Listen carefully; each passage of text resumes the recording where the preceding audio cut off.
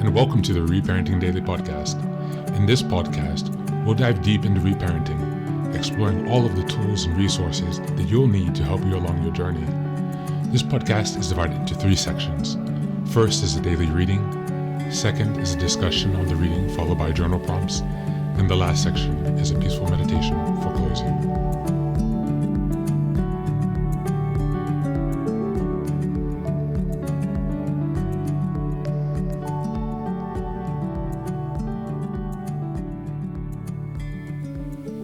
Good morning, good afternoon, and good evening from whenever and wherever you're joining us here. Thanks for being back for another day of reparenting. I appreciate your support and your continued presence here. Go ahead and give us a like, share, subscribe, and follow wherever you're listening to the podcast. Also, a 5-star review on Apple Podcast and Spotify Podcast would be very helpful to help people find the message. Today, we're reading from the Ching. This is the hexagram number 2, and it's called the Receptive. Bear with things as the earth bears with us by yielding, by accepting, by nourishing. Kun, the receptive, is a complement of Ching, the creative. The dark, which is illuminated by light, and the earth, which receives the blessings of heaven, the vessel into which nourishment flows. This is a time to follow rather than lead, to assist rather than initiate, to listen rather than talk. Redevote yourself to the cultivation of modesty, receptivity, and gentleness now, and let go of concerns about the conduct of others or the progress of your worldly ambitions. The wisdom of cultivating receptivity cannot be overstated. Receptivity is the rich earth without which the creative cannot take root in our lives.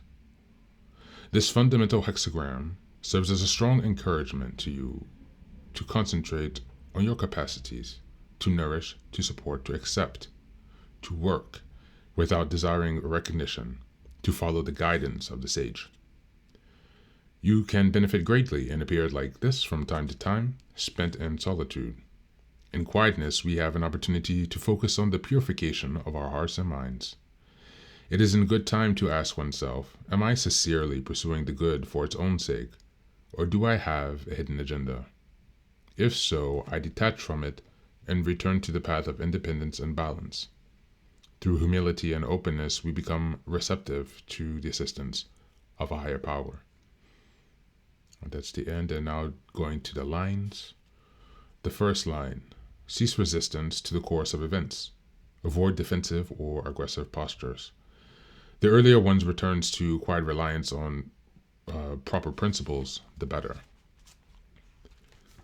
Line 2. The solution to every situation is always inevitable. By remaining open, innocent, and moderate, you allow the creative to aid you. Do less, not more. Number 3. Vanity is the obstacle to the expression of our superior selves. Hold to inner truth without regard for popular opinion. Sincerity and humility open the way for good fortune. They cannot enter where arrogance flourishes. Line 4. Danger. The greatest possible reticence and reserve are in order. Reticence to events will result in a downfall. 5th line. True devotion to the good is unconcerned with what others may think or do. Concentrate not on having an influence, but on doing the work of the sage. Line 6. It is dangerous to engage in the thoughts and actions of the ego. Indulgence of negative emotions brings misfortune. Persevere in receptivity, reticence, and humility. Thank you, and that's the reading for today.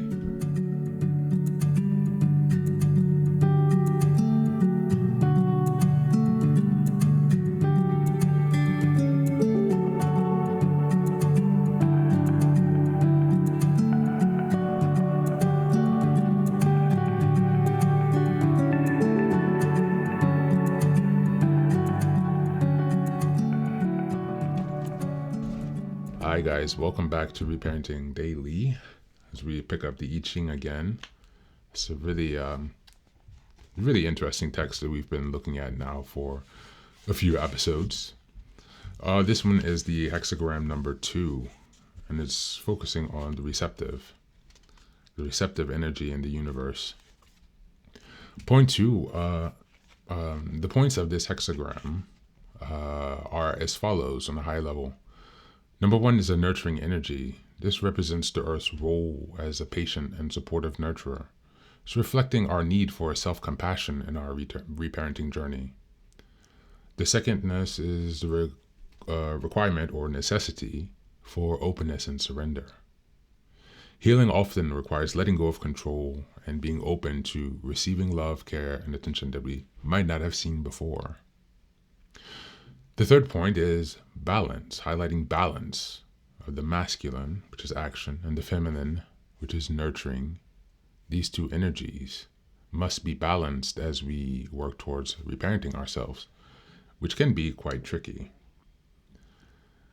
The fourth is guidance. Guidance encourages following inner wisdom or external support, and it's essential for emotional healing. And the last point is peace and stability. Growth takes time, and reparenting builds emotional stability, just as the Earth's grounded presence supports us. And so today, let's take some time to think on some journal prompts we can reflect today.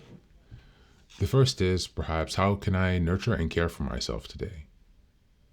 What am I resisting receiving, and how can I be more open? What can I surrender control?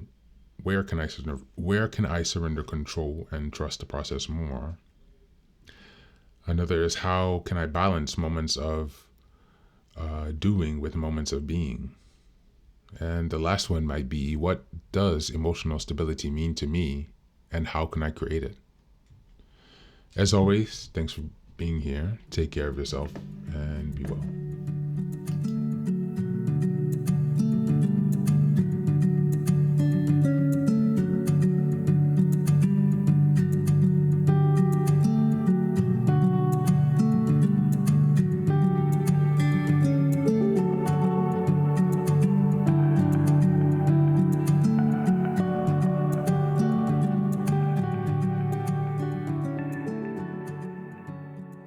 And now, let us move on to the final section, the meditation. This is an unguided meditation. I will simply provide some music and you can take some time to relax. Please feel free to choose a location and a place where you feel safe and where you can be undisturbed for the next 10 minutes.